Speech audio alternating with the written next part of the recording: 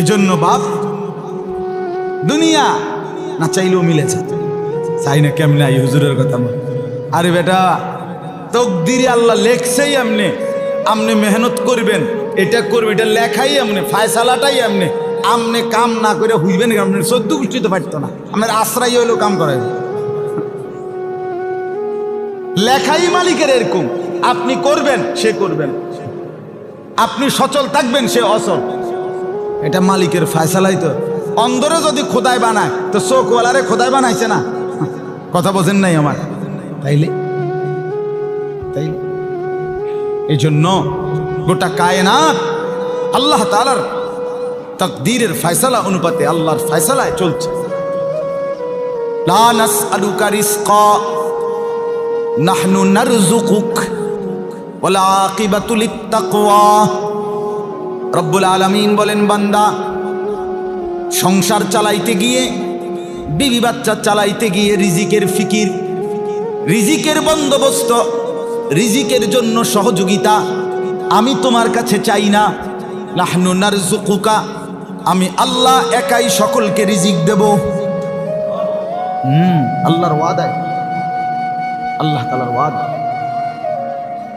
জমিন আমার, কায়নাত আমার। ইন্না জাআলনা মা আলাল আরদি জিনাতাল লাহা। আল্লাহ বলেন গোটা জমিনের সব কিছু আমি আল্লাহ সৌন্দর্যময় করে, উপকরণ করে আমি সাজিয়েছি। আসমান উপরে কেন, জমিন নিচে কেন, সূর্য ওদিকে উঠে কেন, চন্দ্র উঠে কেন, ফুল ফল, গাছ ফল ফসল, ক্ষেত পাহাড়, নদী সাগর, খাল বিল, ফুলের সৌন্দর্য, পাখির কিচির মিচির। আল্লাহ বলেন এই বৈচিত্র্যময় মাখলুকাত আমি রব্বুল আলামিন সাজিয়েছি। কে কে সাজিয়েছেন? লিনাবলুয়াহুম আইয়ুহুম আহসানু আমালা, পরীক্ষা করার জন্য আমার বান্দা তোমাদের কার আমল কদ্দুর সুন্দর। এই জন্য দুনিয়া আমি সুন্দর করছি, তুমি আর দুনিয়া সাজান লাগতো না। বোঝেন না এমনি কথা? তুমি তোমারে সাজাও বেটা, তুমি দুনিয়া সাজান লাগবে না। দুনিয়া আমি সুন্দর সাজাইছি। তোমার সোফাইলের ডিজাইন আরো ডিজাইন করো, আমার ফুলের এক সৌন্দর্যের সামনে সেটা কিছুই না। ঠিক না বলেন? এক ছোট্ট পাখির সৌন্দর্যের কাছে তোমাদের হাজারো ডিজাইনারের কারু কাজ কিছুই না, কিছুই না, কিছুই না। আমি তো বলি, আল্লাহর পাক যে বলছেন বুঝার জন্য বলি, যুয়্যিনা লিন-নাসি হুব্বুশ শাহওয়াতি মিনান নিসা। আল্লাহ তাআলা বলেন নারীকে আমি প্রথম মানুষের জন্য সৌন্দর্যের উপকরণ বানিয়েছি। তাহলে এক নারী আল্লাহ তাআলা সাজিয়েছেন। আল্লাহ বলে গোটা পৃথিবী একদিকে, নারীর সৌন্দর্য একদিকে। তুমি দেখো, নজর ফিরবে না। বিবির দিকে তাকিয়ে দেখো, হালাল দিকে তাকিয়ে দেখো। এজন্য বাপ, আবারও বলছি, আজকে আমি লম্বা বয়ান করতে চাই না। বাকি যেহেতু মজলিস নতুন, সামনের দিনও যেন হয়, উৎসাহ পায়, এই জন্যই কথাগুলো বলছি। আমাদের আখেরাত সাজানো দরকার। কিছু চাইলে আখেরাত চাই, সাজাইলে আখেরাত সাজানোর ফিকির করেন, দুনিয়া সাজানোর দরকার নেই। দুনিয়া আল্লাহ কি করছেন? কথা বলেন না? আল্লাহ সাজাইছে, আল্লাহ সাজাইছে। ইয়ালামুনা যাহিরাম মিনাল হায়াতিদ দুনিয়া ওয়া হুম আনিল আখিরাতি হুম গাফিলুন। আল্লাহ তাআলা বলেন, আমার বান্দা তোমরা যে দেখছি কেবল দুনিয়ার বাহ্যিক অংশ, উপরের অংশ, এটাই দেখি তোমরা কেবল বুঝতেছ। ওয়া হুম আনিল আখিরাতি হুম গাফিলুন, হায় তোমরা আখিরাতের ব্যাপারে দেখি একদম গাফিল হয়ে আছো, গাফিল হয়ে আছো। একটা সূরা ঠিক করতে বললে সময় নাই, একটা রুকু ঠিক করতে বললে সময় নাই, একটা দোয়া কালাম ঠিক করতে বললে সময় নাই। কিন্তু রাজমিস্ত্রি ইট গাঁথতে আছে সকাল 8টা থেকে বিকাল 4টা পর্যন্ত। এবার প্রতিটা ইটের দিকে একটা একটা নজর দিয়ে তাকাইয়া রয়েছে। ইটের মধ্যে মাল মশলা ঠিক মতো দেয়নি, আর এটার বিল্ডিং, এটা কোনো খাম খেয়ালি না। না না না, এটা তামসা করলেই তো না, এটার বিল্ডিং এর কাম করে বেটা। এনে কি করবো? মিস্ত্রিরা ফাঁকিবাজ, এই জন্য হেবড়া লড়ে না। ঠিক কিনা বলেন না? আপনার না বলে সময় নাই, আপনার না বলে সময় নাই। হা, এজন্য বাপ দুনিয়া খুব বুঝলাম, আখেরাত মোটেই বুঝলাম। যুবক যে কয়জন ভাই আছো তোমাদেরকেও বলি, বাবা, বন্ধু আমার, প্রিয় ভাই আমার, তুমি সবচেয়ে বেশি ইবাদতের উপযুক্ত। তোমার শরীর, স্বাস্থ্য, যৌবন, হাত পা, চোখ, নাক, কান, অঙ্গ প্রত্যঙ্গ সব সবল। সবচেয়ে বেশি বন্দিগি করলে তুমিই করতে পারবে। তুমি টানা 1000 রাকাত 500 রাকাত নামাজ পড়লেও ক্লান্তি আসবে না। মুরব্বী চাচা 4 রাকাত পড়লেই দুর্বল হয়ে যাবে। রাসূলুল্লাহ সাল্লাল্লাহু আলাইহি ওয়াসাল্লামের বিখ্যাত সাহাবী হযরত যায়েদ ইবনে সাবিত রাদিয়াল্লাহু তাআলা আনহু, যিনি নবীজির সাহাবীদের মধ্যে যারা ওহী লিখতেন, কোরআন লিখতেন, তার মধ্যে 1 নম্বর প্রধান কাতেবে ওহী ছিল উনি, যায়েদ ইবনে সাবিত রাদিয়াল্লাহু তাআলা আনহু। মাত্র 16 বছর বয়সে আল্লাহ নবী সাল্লাল্লাহু আলাইহি ওয়াসাল্লাম যখন ইন্তেকাল করে, ওনার বয়স 16। সে 11 কিংবা 12 বছর বয়স থেকেই তিনি ওহী লিখতেন। হযরত আবু বকর সিদ্দিক রাদিয়াল্লাহু তাআলা আনহু যখন প্রথম খলিফা হইছেন, তখন আবু বকর সিদ্দিক রাদিয়াল্লাহু তাআলা আনহু হযরত ওমর সহ সাহাবায়ে কেরামের পরামর্শে কোরআন শরীফ বিভিন্নখানে সাহাবীদের কাছে টুকরা টুকরা লিখিত অংশ ছিল। কারো কাছে 2 আয়াত, কারো কাছে 10 আয়াত, কারো কাছে 5 আয়াত, এরকম ছিল লেখা। একসাথে একত্রে কোনো জায়গায় পুরা কোরআন শরীফ লিখিত আকারে জমা ছিল না। কথা বুঝছেন? নবীজির ইন্তেকালের পরপর হযরত আবু বকর সিদ্দিক রাদিয়াল্লাহু তাআলা আনহু সিদ্ধান্ত নিলেন মাশওয়ারা করে, পুরা কোরআনুল কারীম এই লিখিত যার কাছে যার টুকরা আছে এগুলারে একত্র করে একসাথে পুরা 30 পারা একসাথ করবে, জমা করবে। এখন এই কাজটা এই সমস্ত সাহাবীদের থেকে ঘুরে ঘুরে তালাশ করা, যাচাই বাছাই করা, কোনটা আগে কোনটা পরে, কোন সূরা কমনে, এই সবটা কাজ নতুন করে শৃঙ্খলাবদ্ধ করা, এটা একটা ভারী কাজ কিনা? কথা বলেন না? এটা কঠিন কাজ না? এই কাজটা কে করবে, কারে দিয়ে করাবে? হযরত আবু বকর সিদ্দিক রাদিয়াল্লাহু তাআলা আনহু ফয়সালা করলেন এই 16 বছরের যায়েদ ইবনে সাবিত উনাকে ডেকে জিজ্ঞাসা করলেন, যায়েদ, পারবা তো পুরা কোরআন জমা করতে? হযরতে যায়েদ ইবনে সাবিত রাদিয়াল্লাহু তাআলা আনহু বলেন, খলিফাতুল মুসলিমিন আবু বকর সিদ্দিককে বলছে, খলিফা, এই যে সামনে যে পাহাড়টা দেখা যায়, আপনি কইলে আমি এটা জায়গার থেকে সরাইয়া আরেকখানে টাল দিয়ে ফারতাম। আপনি কি দিয়ে করলেন? বোঝেন নাই কথাটা? যৌবনের বল মেনমেনায় এক জগ ফানি এনে দিতে কইল না, পারতাম না, চললে দেয় না। গুনাহ, নাফরমান, পাপ দুর্বল করে দেয়, অক্ষম করে দেয়, অপদার্থ বানায়। নারীর ছবি দেখতে দেখতে, উলঙ্গ নাচ দেখতে দেখতে, জিনার ব্যভিচারের দৃশ্য দেখতে দেখতে, মোবাইলের অশ্লীল ছবি দেখতে দেখতে যুবকের আপাদ মস্তক অথর্ব অপদার্থ হয়েছে, কর্মক্ষমতাহীন হয়েছে। হ্যাঁ, গুনাহ শুধু আখিরাতের ক্ষতি করে না বন্ধু, গুনাহ দুনিয়াও ক্ষতি করে। দোস্ত আমার, বন্ধু আমার, পাঞ্জাবিওয়ালা হন আর শার্টওয়ালা হন, সবাইকে বলছি, আমাকেও বলছি, উসি কুমা ইয়া, আমাকেও আপনাকেও মোবাইলের গুনাহ ছেড়ে দেন। গুনাহ আপাদ মস্তক দুর্বল বানায়। আখিরাতের ক্ষতি তো আছেই, দুনিয়ার কমপক্ষে 5টা ক্ষতি। হযরত আব্দুল্লাহ ইবনে আব্বাস রাদিয়াল্লাহু তাআলা আনহু বলেন, গুনাহ 1 নম্বরে সাওয়াদান ফিল ওয়াজহ, চেহারা কালো করে দেয়। 2 নম্বরে জুলমাতান ফিল কলব, অন্তরটাকে অন্ধকার করে দেয়। 3 নম্বরে ওয়াহানান ফিল বাদান, শরীর দুর্বল করে দেয়।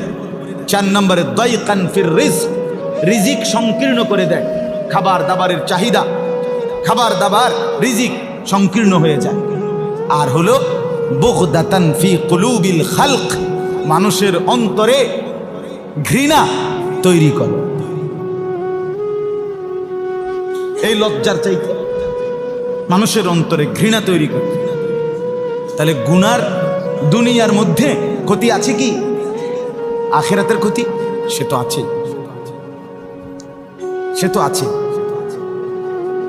এজন্য কোরআনুল কারীমের একটি আয়াত পড়েছি, আর অল্প একটু কথা। আল্লাহ তাআলা বলেন 28 নম্বর পারা 66 নম্বর সূরা, সূরায়ে তাহরিম, এই সূরার 6 নম্বর আয়াত।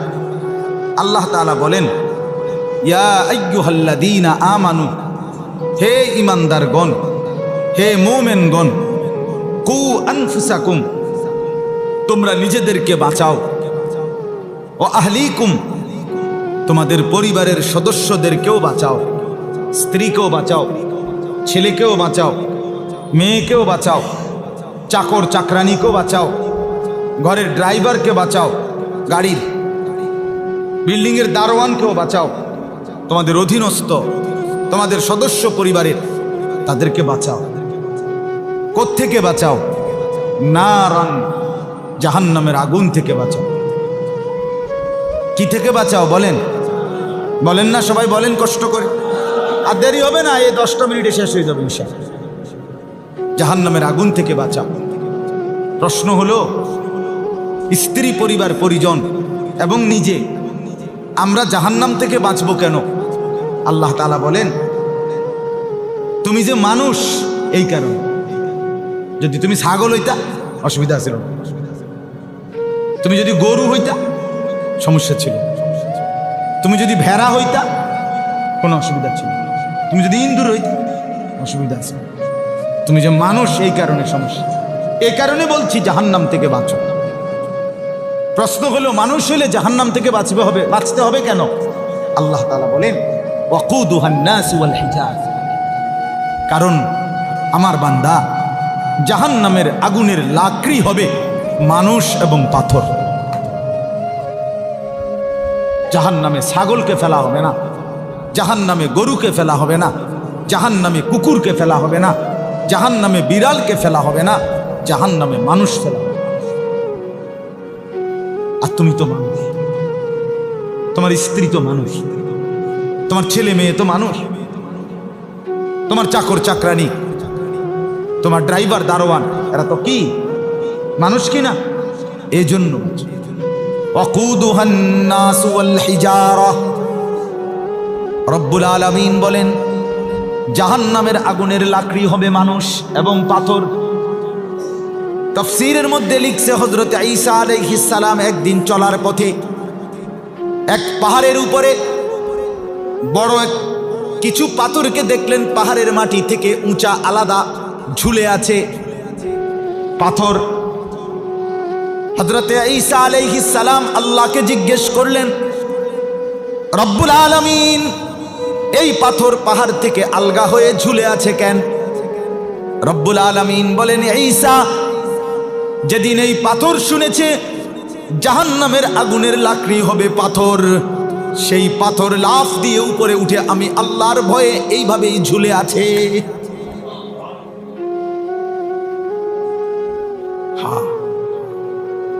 কোরআনুল কারীমের মধ্যে সূরা বাকারার মধ্যে শুরুতেই আছে, রব্বুল আলামিন বলেন পাহাড়ের মধ্যে এমন অগণিত পাথর আছে, যেই পাথর আমি আল্লাহর ভয়ে ফাইটা কাঁদতে শুরু করে, সেই পাথরের কান্না পাহাড়ের গা বেয়ে ঝর্ণার মতো বইতে থাকে। ইন্না মিনাল হিজারাতি লামা ইয়াতাফাজ্জারু মিনহুল আনহার। তুমি বন্ধু ঝর্ণা দেখতে যাও, সেখানে বিনোদন কেন্দ্র, সেখানে নারী আর পুরুষের অশ্লীলতার উদ্দাম নাচ, উলঙ্গপনা, হিমছড়ি, হ্যাঁ না, কক্সবাজারের লগে দিয়া আমি সেখানে মাহফিলে গেছি। একবারে নাফ নদী, রোহিঙ্গারা যেখানে আইসা নামছে, এই পাশে আইসা শেষ বাংলাদেশের, মানে যেখানে বয়ান করছি ওইখান থেকে একের সাথে হুজুর একেবারে ঘেইসা সাগরের ঢেউ শোনা যাইতেছে। নাফ নাফ নদী যেটা রেখে ওইখানে, তো ওইখানে অনেক ঝর্ণা আছে আশেপাশে, পাহাড়ের গা বেয়ে ঝর্ণা, পানি অঝরে পড়ছে। হা নারী পুরুষ যুবক যুবতী সেখানে শুধুই সেলফি, শুধুই মোবাইল, শুধুই ছবি আর অর্ধ উলঙ্গ অশ্লীলতার বেহায়াপনা ছড়াছড়ি। অথচ যে পানির মধ্যে অশ্লীলতা করছে, খোদার কসম সেই পানি মূলত পাথরের, আল্লাহর ভয়ে, জাহান্নামের ভয়ে ক্রন্দনের পানি।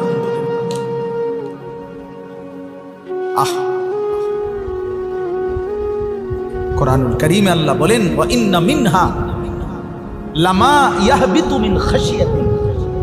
বহু পাথর, শুনতেছেন বাপ, বহু পাথর আল্লাহর ভয়ে পাহাড়ের গা বেয়ে খসে পড়ে, নিচে পড়ে, ঝরে পড়ে।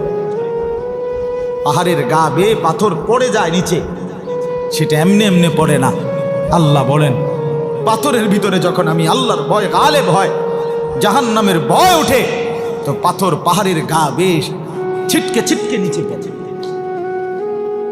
বন্ধু আমার, বাপ আমার, ভাই আমার, চাচারা আমার, বাবারা আমার, জাহান্নামের ভয়ে পাথর, পাথর জ্বললেই কি আর শুকাইলেই কি? কথা বলেন না, কথা বোঝেন না আমার? পাথর এটা মাটির ভিজলেই কি, পানির ভিজলেই কি, আর আগুনে পুড়লেই কি, এটার অনুভূতি কি? কিন্তু সেই পাথর যদি এই পরিমাণ ভয় করে, ইনসান হিসাবে আমি আপনি কি পরিমাণ ভয় করা উচিত? ওই ভাই, ওই লাল শার্ট, এই যে লাল শার্ট কালো শার্ট, কি করছেন আপনারা দুইজন এখানে? এই ছেলে,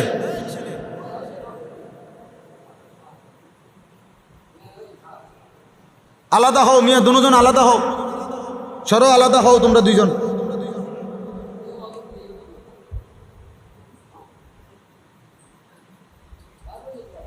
হ্যাঁ হ্যাঁ, কেন ছাড়াছাড়ি নাই, আমি সোজা মানুষ, টর্চ লাইটের মতো চোখ ঘুরাই, এটা আমার তবিয়ত। ঠিক করুন লাগবো, চেষ্টা না করলে হবে না। আল্লাহ ভরসা হুজুর, আস্তে আস্তে ঠিক হয়ে যাবো। ফুলাইন মানুষ, এসব রঙের আলাপ হইতো না, বুঝেন নাই? আস্তে আস্তে কি যাব, ঠিক হয়ে যাব। 12 বছরের ছেলে বইয়া বইয়া সারাদিন সারা রাত মোবাইল টিপে, টেলিভিশন চায়, একটা সেজদা দেয় না। হায় বাপ, আপন বাপে কয়, মায়ে কয়, এবড়ার ঘরে থাইকা তার ছেলেগা নামাজ পড়ে না, উনি কয় আল্লাহ ভরসা আস্তে আস্তে বলে ভালো হয়ে যাবে। ফুলাইন মানুষ, ফুলাইন মানুষ, বদনসিব মা বাপ, বদনসিব। আপন মা বাপ এত নির্দয় হয় কিভাবে বলে? মা বাপ এত পাষাণ হয় কেন? আমার সন্তান, আমার ছেলেটা 3 দিন আমার সাথে খুলনা ছিল, 12 বছরের ছেলেটা। ফজরের আগ টাইমে আধা ঘন্টা আগে, 40 মিনিট আগে আমি আসছি বাসায়, সে আইসেই শুয়ে গেছে। এরপরে আমার প্রায় 20 মিনিট সময় লাগছে তারে ফজরের নামাজের জন্য উঠাইতে, কিন্তু আমি উঠাইছি শেষ পর্যন্ত, কারণ তার আর শরীর চলতেছে না। সারা রাত গাড়িতে করে আসছে খুলনা থেকে। আমি বলছি না আব্বা, নামাজ পড়ে লাও, ফজরের নামাজ পড়ে এবার তুমি জোহরের আগ পর্যন্ত ঘুমাও আব্বা, আমার কোনো অসুবিধা নেই। হেতে উঠতে চায় না। এরপরে একবার বাথরুমে ঢুকছে, ঢুকা আবার বাইরে। আমি বলি আব্বা উজু করছো নি বা পুরা উজু করছো নি? কয় না। আমি আবার যাও, মানে হেতের জানে কুলাইতেছে না কোনোবার। আমাকে আমার চেষ্টা করতেই হবে কিনা, এটা আমার জিম্মাদারি কিনা বলেন না? আমার সন্তানের কল্যাণ আমি না দেখলে কে দেখবে? আমার বিবির ভালো আমি না দেখলে কে দেখবে? আমার মেয়েটার কল্যাণ আমি না দেখলে দেখবে কে বাপ? আমার ছেলে আমার ঘরে নামাজ পড়বে না, আমি বাপ হলাম কেমনে? আমার সাথে সারা জীবনের সঙ্গী আমার স্ত্রী নামাজ পড়বে না, আমি স্বামী মেনে নেই কিভাবে? এটা কিভাবে সম্ভব? কিভাবে মেনে নেওয়া এটা? এজন্য বাপ, জাহান্নামের ভয়ে পাথরের কথা বলতেছিলাম, পাথর যদি এভাবে কাঁপে, আমরা মানুষ হিসাবে কি পরিমাণ ভয় করা উচিত জাহান্নামে। কোরআনুল কারীমের মধ্যে আল্লাহ তাআলা বলেন, ফাআনযারতুকুম নারান তালাযযা। আল্লাহ তাআলা বলেন, আমার বান্দা আমি আল্লাহ তোমাদেরকে, আমি আল্লাহ নিজে স্বয়ং লেলিহান ধাউ ধাউ করে জ্বলা জাহান্নামের আগুনের ভয় বান্দা আমি দেখাচ্ছি তোমাকে। ফাআনযারতু, আমি ভয়। কথাটা যেন এমন যে রে আমি বলছিলাম কথাটা, তুই আমার কথাটা গুরুত্ব দিলা না। দুনিয়ার কোনো নামি দামি মানুষ এরকম বলে কিনা বলেন যে কথাটা তো আমি বলছিলাম, আমার ড্রাইভাররে দিয়া কোয়াইছি না, আমার হেল্পাররে দিয়ে বলাই নাই, বেটা কথাটা আমি বলছিলাম, তো আমার কথাটা পাত্তা দিলা না। আল্লাহ তাআলা ঠিক এভাবে বলে, বান্দা জাহান্নামকে ভয় করার কথাটা কিন্তু আমি বলছিলাম, তোর মালিক আমি বলছিলাম। তুই কার কথায় ঠাট্টা মারলি, কার কথা ফেলে দিলি? হুজুররা বললে পাবলিক আও মারতো না চাই, এরকম কয়ে চাই। হুজুররা এমনও কিছু বাড়াইও কইতে লাগলে আর বেরেক বুরুক থায় না, বুঝেন না কথাটা? হায় হায় হায় হায়, কি বলল? বাড়াইয়ে বলার তো সুযোগে নাই। জান্নাতের বর্ণনা আর জাহান্নামের বর্ণনা আল্লাহ তাআলাই কোরআন এবং রাসূল সুন্নাহর মধ্যে যা দিয়েছেন তাই তো স্যাম্পল, অল্প কদ্দুর। আসল বর্ণনা আল্লাহ তাআলা তো বলছেন, বান্দা আইসো তো দেখবা। হ্যাঁ, আইলে না দেখবা। ফালা তা'লামু নাফসুম মা উখফিয়া লাহুম মিন কুররাতি আ'য়ুন জাযাআম বিমা কানু ইয়ামালুন। রব্বুল আলামিন বলেন, আমার বান্দা জান্নাতের বর্ণনা যা শুনেছো, এটা দেব ওটা দেব সেটা তো শুনেছই, কিন্তু সত্যিকার জান্নাতের সামনে যখন ঢুকবা, আমি রব্বুল আলামিনের জান্নাতের নাজ ও নেয়ামত যখন তোমার সামনে খুলে ধরবো, মেলে ধরবো, সাথে সাথে তোমার চক্ষু শীতল হয়ে যাবে, কলিজা ঠান্ডা হয়ে যাবে, চোখ ঠান্ডা হয়ে যাবে। আল্লাহ তাআলা এজন্য আল্লাহ তাআলা বলেন, বান্দা আমি ভয় দেখাইলাম। আজকে আমার এটাই কথা বাপ, এই আয়াত থেকে জাহান্নামের আগুনকে ভয় করেন, জাহান্নামের আগুনকে ভয় করেন। লাহুম মিন ফাওকিহিম যুলালুম মিনান নার ওয়া মিন তাহতিহিম যুলাল। আল্লাহ তাআলা বলে, বান্দা জাহান্নামে তোমাকে কিভাবে রাখা হবে জানো? ওই যে শিক কাবাব, গোশত শিকের মধ্যে ঢুকাইয়া যেভাবে শিক কাবাব বানায়, উপরে কয়লা আগুন, নিচেও কি আগুন, মাঝখানে কি দেয়? শিকটা দেয় না? খোদার কসম রব্বুল আলামিন বলেন, আমার বান্দা নাফরমান, জাহান্নামের মধ্যে তোমাকে যখন ঢুকানো হবে, জাহান্নামের উপরেও, তোমার মাথার উপরে আগুনের আবরণ, তোমার পায়ের নিচেও আগুনের আবরণ।